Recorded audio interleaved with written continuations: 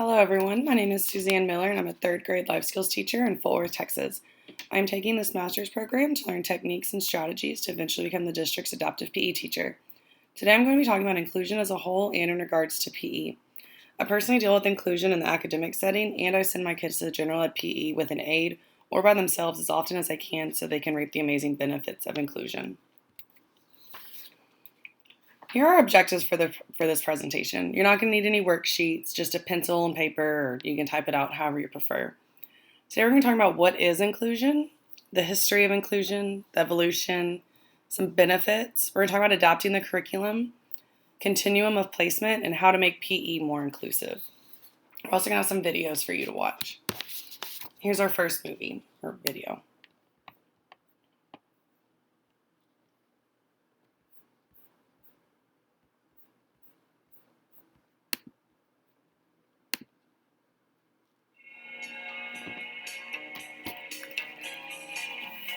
There's a powerful trend in the last decade or so toward youngsters with learning and attention issues spending more time in regular gen ed classrooms. And I think this is a development that bodes well for both parents and school systems. For too long, we looked at every difference. Oh, separate that out, isolate it, focus on it as separate and apart.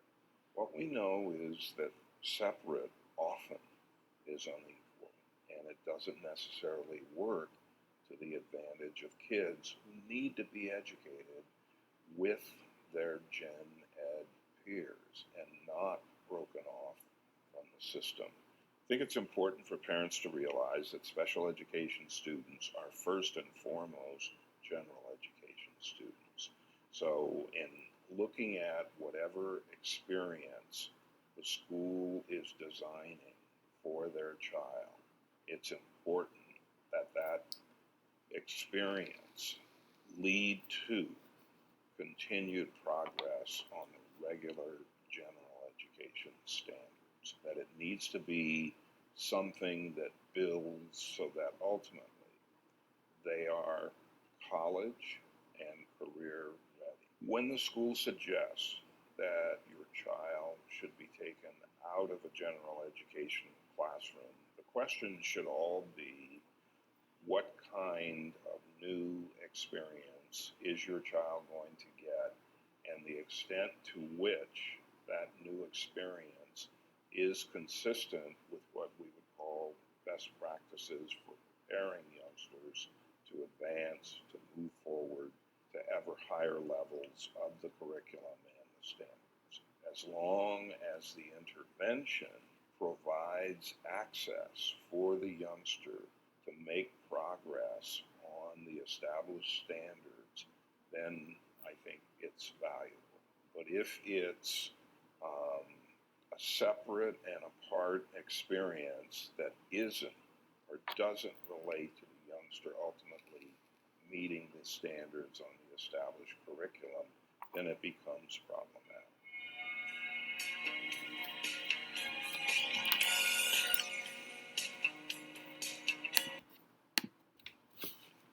So I hope you enjoyed that movie or video about inclusion and just a little bit of background on that. So for our questions, I want you to write down your own definition of inclusion and describe how you could do inclusion better in your class, or I know some of y'all don't work in a school setting, so just inclusion better in your daily lives. What do you think adapting the curriculum means? And how do you already make efforts in your classroom, gym, life, whatever you do, more, how do you make that more inclusive? So what is inclusion? So a definition is all students, regardless of abilities or disabilities, are educated within the same environment, an environment in which each child's individual needs are met. So inclusion is merging all students in a positive environment where everyone belongs, is accepted, supports each other, and is supported by peers and other members of the school community. Embedded within this definition is the understanding that children with disabilities will still receive an individually determined appropriate program with supplementary services and support to meet their unique needs. However, when possible, these services need to be provided in a general education setting. Bringing these services into the general education setting provides educational opportunities for children with disabilities to interact with, learn from, and form friendships with peers while still ensuring the child receives an appropriate individualized program. The notion of "he's not my responsibility" has no place in properly implemented inclusion environments.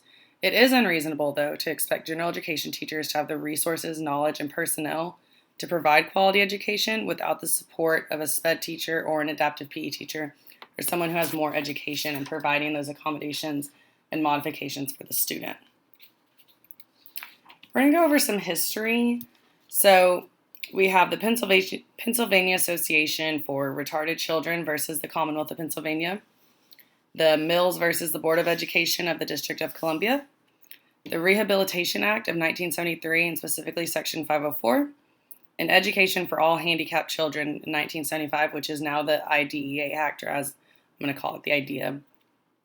So both the Pennsylvania Association for Retarded Children versus Commonwealth of Pennsylvania and the Mills versus Board of Education of the District of Columbia set the stage for these several laws to ensure that students with disabilities received appropriate schooling. And it was determined through these cases that excluding students with disabilities from public education violated the constitutional law of due process. And due process within educational context refers to fair treatment in the removal of students from regular education classes. So sending them to my classroom, which is life skills, so they receive over 50% of their academics in a separated classroom, but still go into the general ed as much as that student can. And hopefully, with more training and education, they can go in more with their peers. Section 504 is something that every school has. I know a lot of you have heard of it. It's from the 1973 Rehabilitation Act, and it was the first disability civil rights law to be enacted in the United States, and it prohibits discrimination against people with disabilities and programs that receive federal finances. So it set the stage for the enactment of the American with Disabilities Act. And physical education has been required since 1975 when the Education for All Handicapped Children Act was enacted, which is called the EHA. And it stipulated that all children with identifiable disabilities, so mental retardation, emotional disorders, orthopedic impairments, visual and auditory impairments, ages 5 to 21, be provided with a free, appropriate public education with an emphasis on special education services, which included PE, and not many laws specifically stated PE. So we're going to talk about IDEA, the Individuals with Disabilities Education Act. It's been modified a lot, as you can see here, from 1975 to 1997, and there's still different things that have kind of changed within it. And laws are always changing, it seems like. So I'm just going to go over a quick little history. So 1975 was the landmark legislation that required the free and appropriate public education for, and it changed it from 5 to 3, so 3 to 21. So that's why we have PPCD now instead of them coming in kindergarten. So in 1983, they increased funding to provide incentives for states to implement an early intervention system to serve children with disabilities. In 1986, it required states provide services to younger children, and not just an incentive with more money. 1990, they were renamed EHA to IDEA. All references of handicap previous laws were replaced with the term disability. I know in my school, outside my door, it says life skills, and my principal now doesn't want it to say life skills anymore. They're really trying to revise the terms that we need so these students aren't seen as different. And then in 1997, they emphasized a greater focus on parental rights and participation. So they made a great emphasis on the least restrictive environment, which I'm sure a bunch of you have heard of. It's a huge term when it comes to inclusion. You want the students as active with the general ed as possible. You want them in their least restrictive environment. And it required a general education teacher to attend the students' IEP meetings so that the general education teacher could get a good feel of the student and what they need. And if they know the student, they can put in input on how they do in the general education class that the special education teacher may not know because they're not in there. So in the early years, in the early 20th century, the biggest hurdle faced by children with disabilities was not finding quality education. It was finding any education. They were not they weren't allowed in school, and even children with mild disabilities, they were placed in the general education classroom, but they didn't have any support. So if they were well behaved, they sat at their desk. They kind of kept up with the curriculum enough to make the teachers still look good, and they were accepted by their teacher and classmates. They were allowed to stay. The schools did not provide any services or train specialists, and if the student were to fall behind or cause behavioral problems or even was perceived too disabled, the child would be excluded from school and sent home permanently. There was no alternatives except for students who are blind and deaf. They had schools for that. And that's kind of where they came up with alternative schools for these children with disabilities, and then eventually came into letting them in our schools and hiring specialists in the public education and starting up those laws in 1975.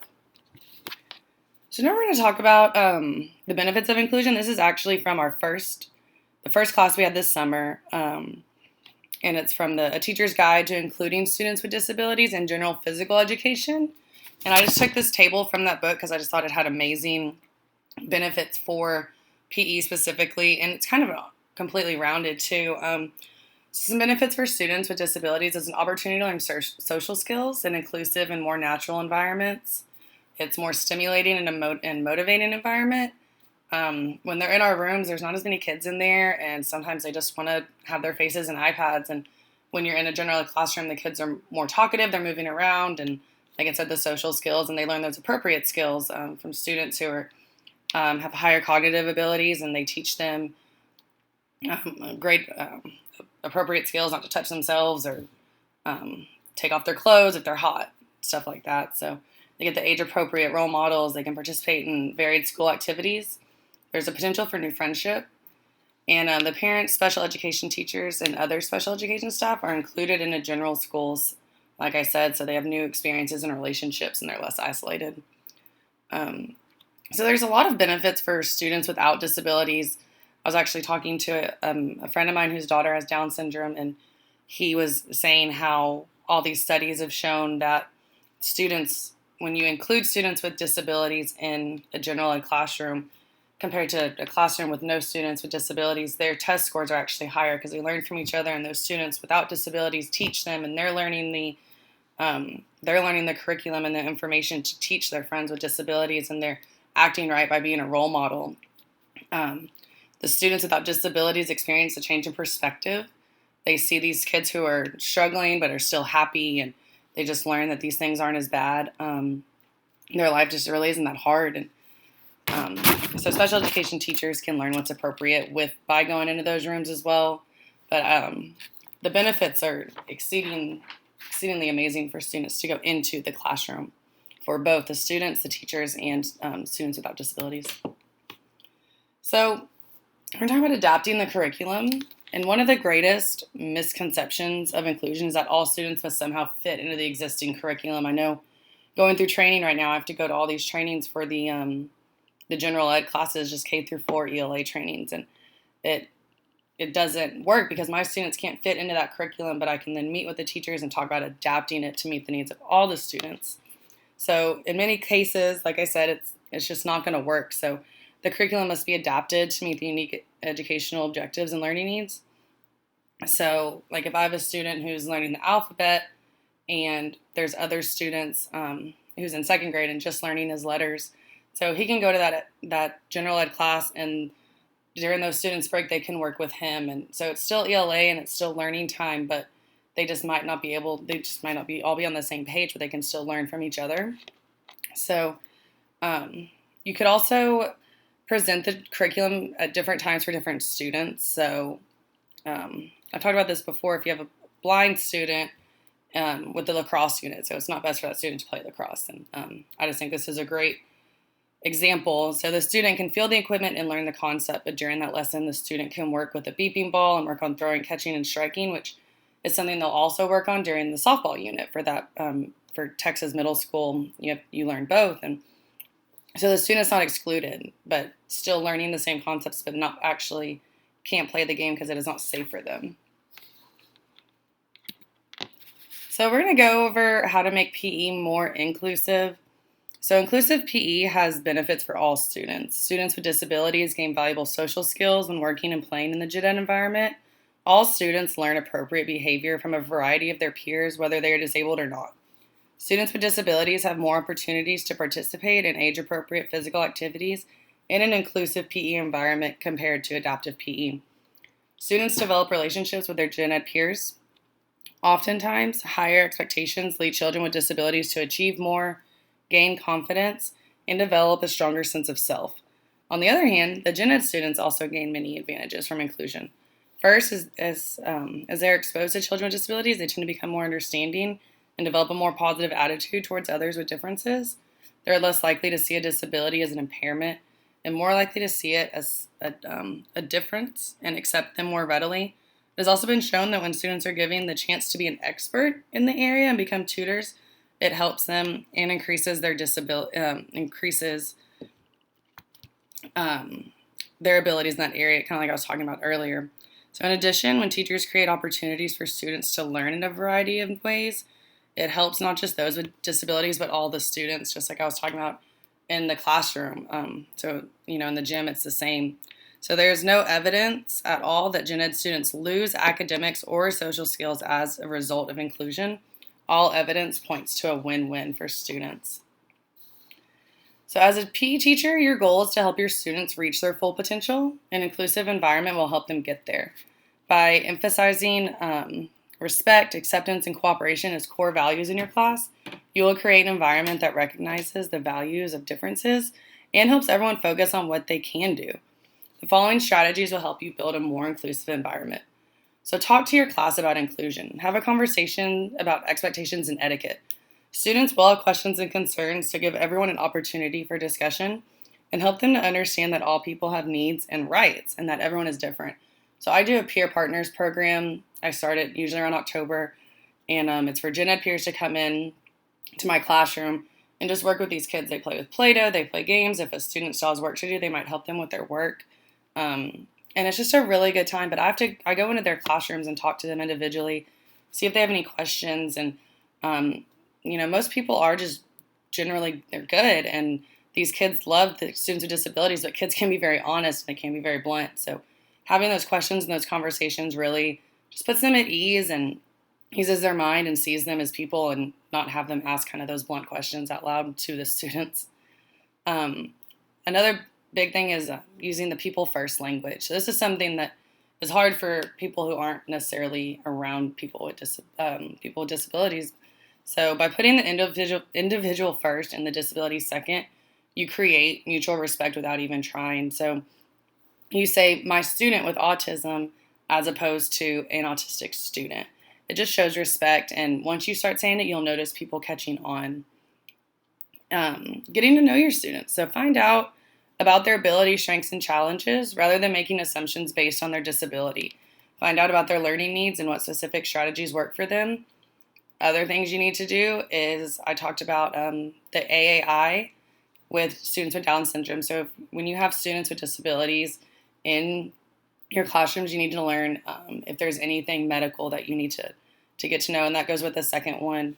So consult your specialists. So physical therapists, occupational therapists, adaptive PE teachers, speech and language therapists, a special education teacher, even their parents, people who know them best. So talk to people with experience in education regarding working with these students so that you know how to make it effective for them. And engage your students when adapting activities. Help them so that there are many ways to adapt to help them be successful. That's the main point, is you want them to be in there and be successful and have fun. So guide them so that they eventually know how to best adapt for themselves. We're trying to teach them to be individuals and independent adults one day. So we need them to know that if they're somewhere that they can adapt it for themselves, they know how to do it. That's a huge part. So adapting the rules and instructions for them. And so if they're having difficulty, simplify so there's fewer rules. Make clear instructions and add resources. So a whiteboard or demonstrations, let them sit in the front, let them pace in the back, have them with a buddy, things that we've talked about how to help them so that they're not sitting on the sidelines because they think they can't do it. They can do it. We just have to add those accommodations and modifications. And if and just modify the activities. There's so many resources, so many people you can talk to, like I've said, on how to make it more inclusive. So sometimes students will need modifications and sometimes they won't. It will depend on the student and the activity or skill or game that's being taught. And don't assume that if a student has a disability that it will need to be modified. So here are some general ideas for adapting activities. So buddies, partners, and peer assistants, eliminate time limits, allow the balls to be stationary, modify the purpose of the activity, use models to show the activity, reduce the number of players on a team, slow the pace of the activity, provide rest periods as needed, define boundaries clearly, modify the activity area, use a variety of sizes, weights, densities of toss catchables, make lower or larger goals, use lighter equipment, and provide balance support. There are so many things that we can do that will take 3 seconds to adapt for these kids that just make their time in PE so much more inclusive and so much more effective for them. And it's just us taking the time to actually do it. So here's another question. Which of these modifications and adaptations do you already do in your classroom? And which would you like to add? I have another video. Well, it certainly wasn't something I thought about growing up or in college in Ann Arbor, Michigan. None of this came to the forefront until I had a child with a disability.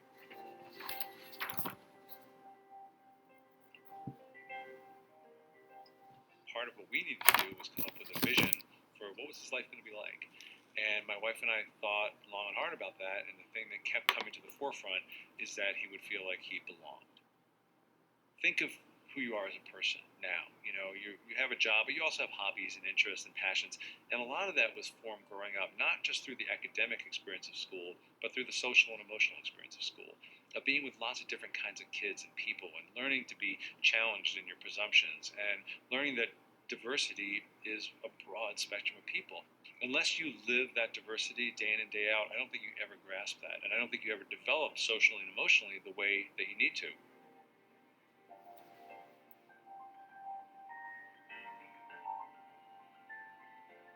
To belong when you're a child that uses a wheelchair, that has a significant speech disorder and other challenges, you need to be in a community that believes that all people belong in your schools, in your extracurricular activities, that all kids can learn, that all kids can go on to college, and when you think about that level of accessibility, you're talking about every part of our society. So thankfully, we're in a community that believes that kids with disabilities belong in general education because 30 years of research shows that inclusive education for kids with disabilities yields better outcomes academically, socially, in terms of their jobs, in terms of their access to college.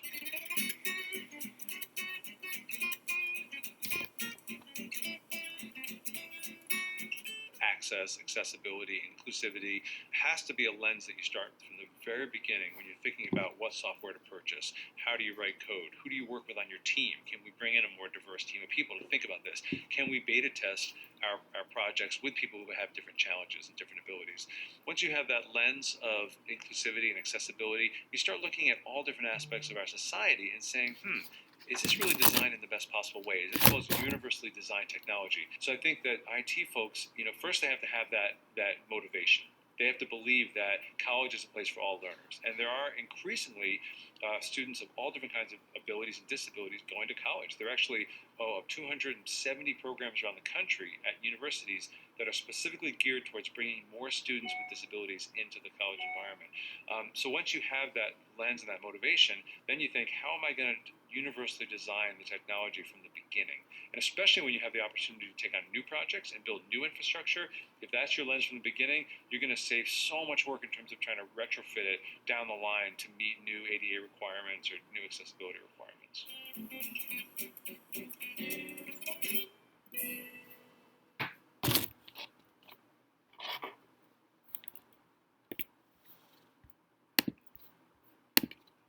Well, I really love how you talked about higher education and people in their adult life, because that's really what we're doing. We're training these kids to be independent adults and eventually be able to do this for themselves and learn themselves and their accommodations, and that they are capable.